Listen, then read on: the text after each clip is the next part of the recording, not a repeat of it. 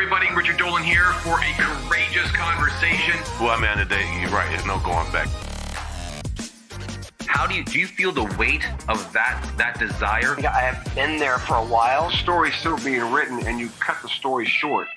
As they say, I'm playing with house money. They said, neo-fascist. You can't imagine, Richard. I've heard everything now. But I'll tell you what, you ain't never buying your time back. Value your time. Once you start a courageous conversation, there ain't ever going back to an ordinary one. Yeah, how did your journey with God help you be the athlete that you are, champ? My journey with God was everything about who I became. Because without God, I would have never made it through the first part of that journey that I had to take to become who I became in the later part of my life.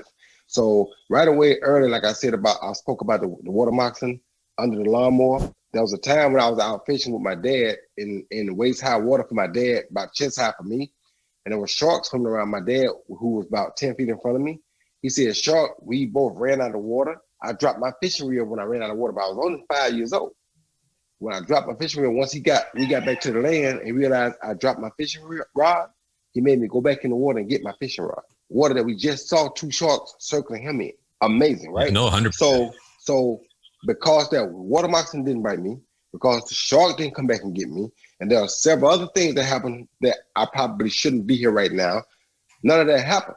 That's showing me that God has been protecting me for a reason. So every time I doubted going to training, doubted even living, because there were times I doubted even living, God put in my mind and said, "Listen, son, I've saved you from this, I saved you from that. If I want you dead, you've been dead already. I have plans for you. Keep your head on and let's go." That brought me really, really close to God. Look where I am today. Now, for me to tell you that, I've been knowing that since I was 12 years old. Look where I'm at today. I just got a ring with Mike Tyson at 51 years old. I'm 52 now. I had a birthday January 16th. But at 51 years old, whoever would have thought that Roy Jones Jr. and Mike Tyson would be in the ring in their 50s? Unbelievable. But the grace of God says nothing is impossible if you believe. You understand me?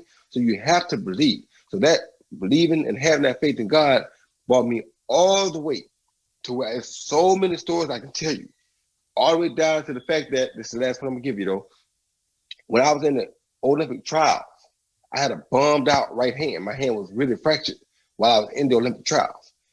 Everybody knows when there's bracketology, the number 1 team goes at the top, the number 2 team goes at the bottom. The number 1 and 2 guys were Frank Lyles and Tim Little.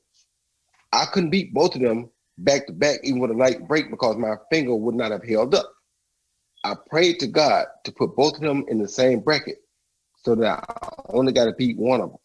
I said, if that happens, I will definitely win this tournament. And I know that's God telling me that this is for me.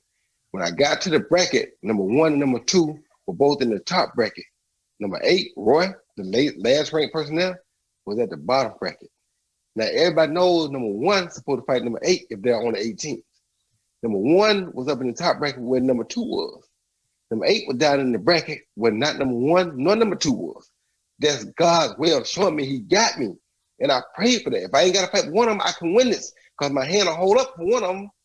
It ain't going to hold up for both of them. Everybody else there, I can beat with one hand. Huh? Now listen to what we saying. Everybody at the Olympic trials except number 1 and number 2, I can beat. Not only can I beat them, I can beat them with one hand. Hello? This is the 1988 Olympic trials. Everybody there except number 1 and number 2, I can beat with one hand. I got to be the best man there. So it happened just that way. I beat everybody I fought until I got number 1. I beat him. Then I got a week off. And I had to beat him again. But my hand swelled up so bad after the fight with him that if I had to fight again a day after that, it would not have worked, just like I knew. But I prayed to God that I didn't get put in that situation. Guess what happened? I didn't get put in that situation. And anybody knows about bracketology knows the number 1 team fights the weakest team there, or the weakest ranked team there. I was ranked number 8. I was the weakest link there. 8 of us there. I'm ranked number 8, and I'm in the opposite bracket of number 1 and number 2. Had to be the grace of God. Had to be.